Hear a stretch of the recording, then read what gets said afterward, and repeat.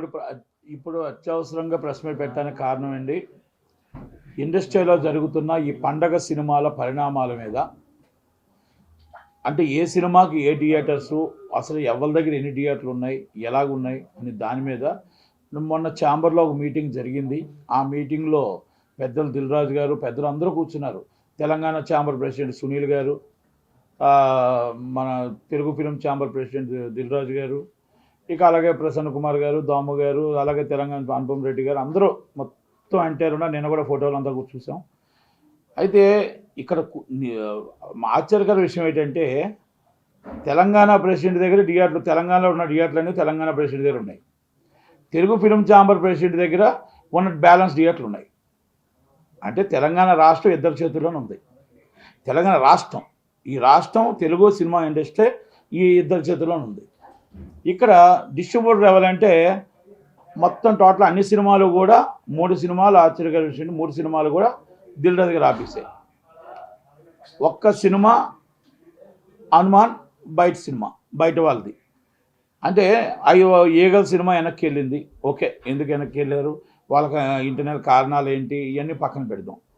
నేనేమంటున్నానంటే, మనం ఛాంబర్లో కూర్చునేటప్పుడు, పదవులు కూర్చునేటప్పుడు, తనవాడైనా మనవాడైనా పైవాడైనా మన దగ్గర ఉన్నవాడైనా మనం చేసిన ప్రతి సంవత్సరం కూడా మనం ఎలా చేస్తున్నాం, ఏ విధంగా ఉంటున్నాం, అందరికీ సర్దాలా లేదా థియేటర్లు అనేది చూడవలసిన బాధ్యత ఆ పోస్ట్ మీద ఉంటుంది.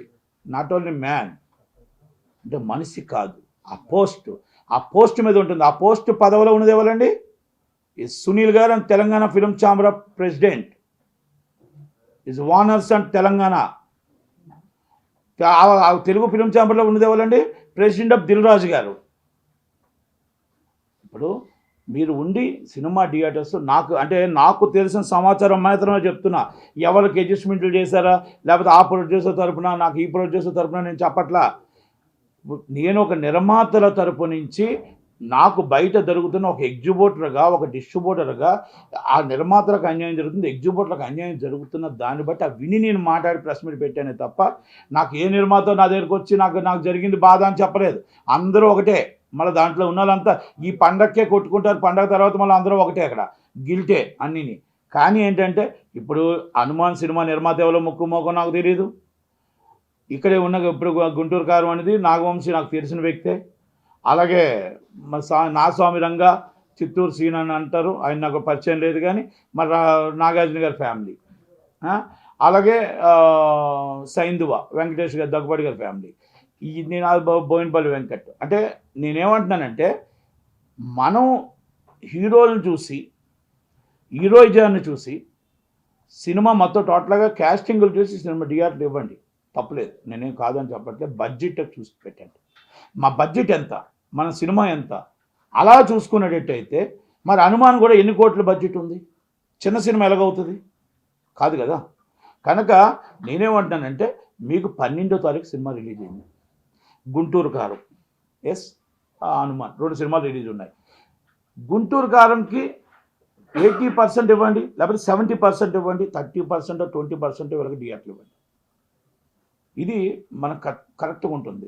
అంటే మీరు బడ్జెట్ కూడా చూసుకోండి సినిమాలు. అలాగే 13వ తారీఖు వస్తుంది, ఒక 10% తగ్గించండి, 5%.